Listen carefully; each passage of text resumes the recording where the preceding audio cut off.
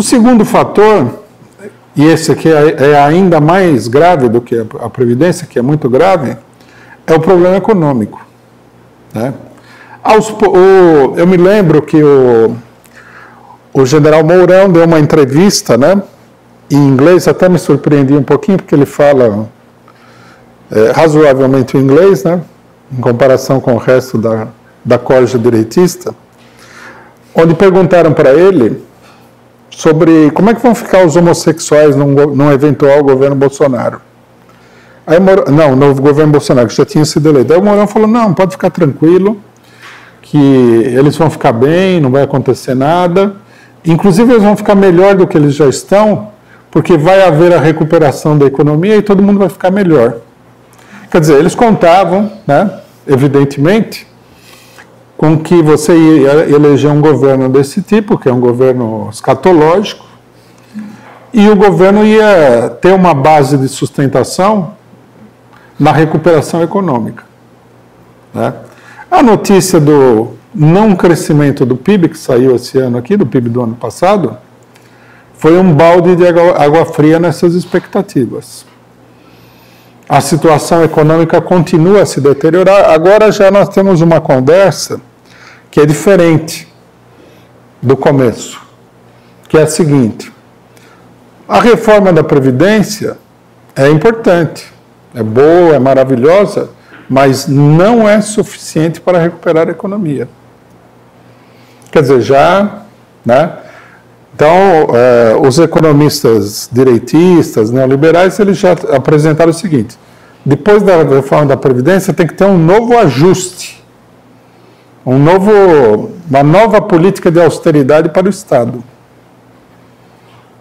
Quer dizer, a reforma precisaria ser acompanhada por um duro plano de ajuste. E, logicamente, né, eles não falam isso agora, mas não podemos falar por eles. Também não vai resolver o problema da economia.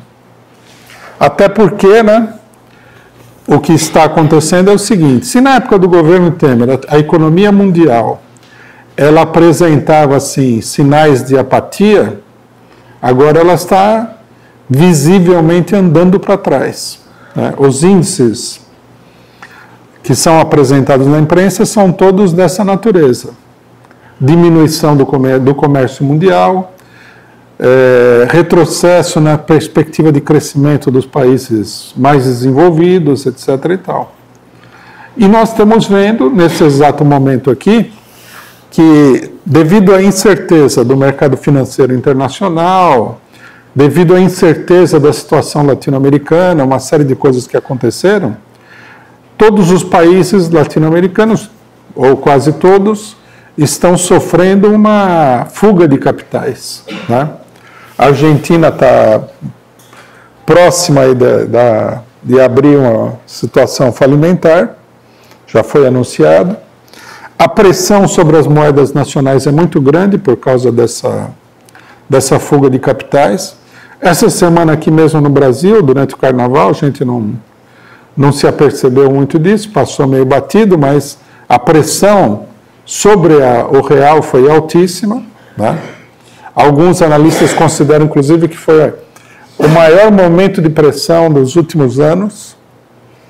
E vocês vejam, isso aí se deu no Carnaval. O Carnaval, em geral, é um momento de entrada de divisas no país. Mas, quer dizer, mesmo com todo o turismo que veio para o Brasil com o Carnaval, a saída de capitais foi muito maior. Né? Daí a tendência à desvalorização da moeda nacional diante do dólar. Quer dizer, é uma situação crítica, né? Os países todos estão refazendo as contas, a situação não está evoluindo positivamente. E aqui, uma coisa que nós devemos ter absoluta certeza é que para o governo Bolsonaro não tem solução nenhuma se ele não conseguir enquadrar a economia, colocar a economia no trilho do ponto de vista da burguesia.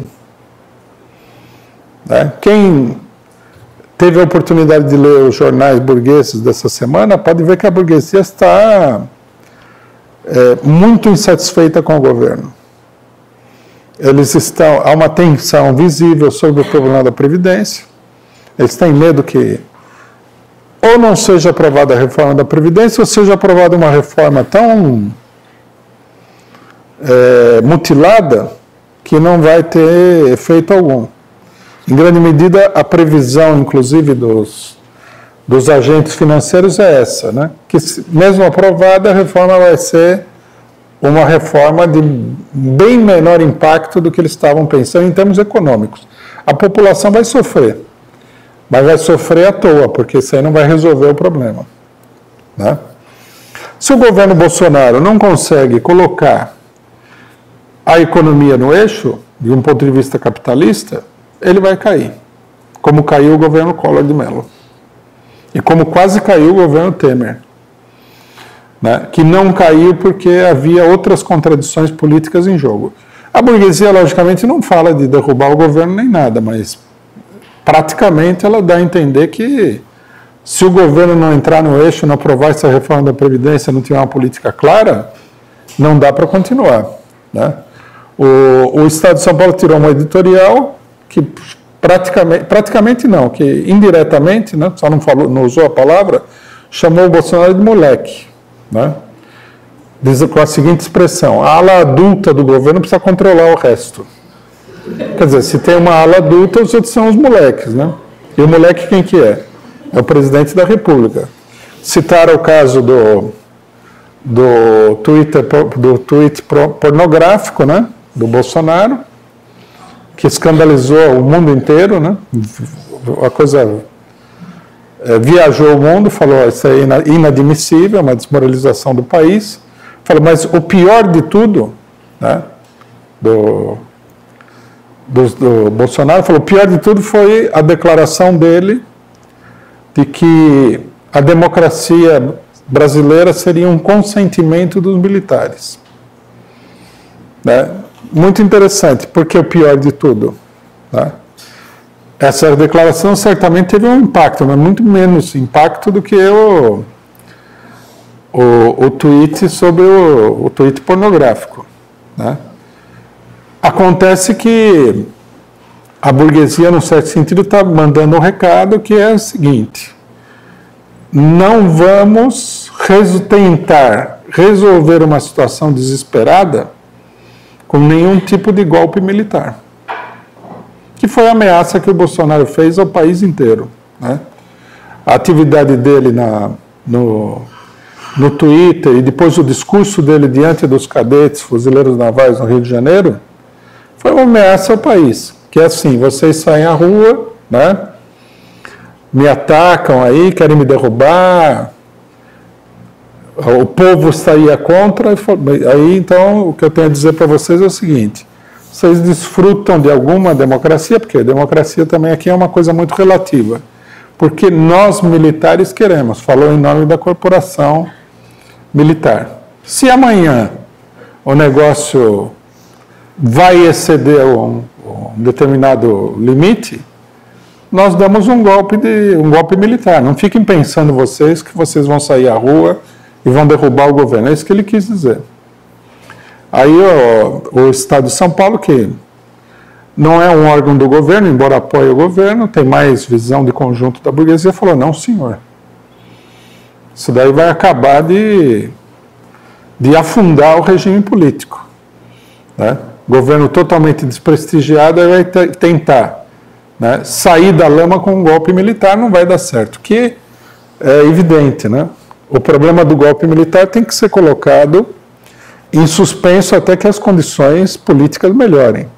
Um golpe militar nesse momento aqui poderia levar o país a crise maior que o país já teve até hoje, né? Por isso também os outros militares do governo foram lá para falar que não, ele foi mal compreendido, ele não quis dizer isso, papapá, e que, curiosamente, né, o editorial do Estado de São Paulo falava: os seus auxiliares apareceram com umas desculpas que não convencem ninguém.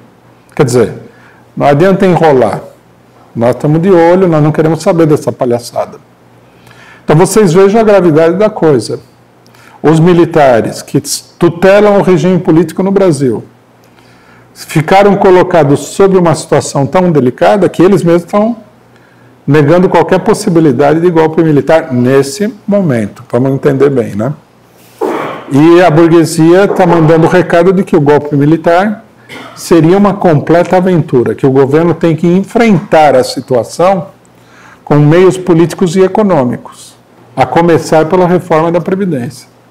Então, isso daí dá um quadro político bem preciso do que está acontecendo no Brasil.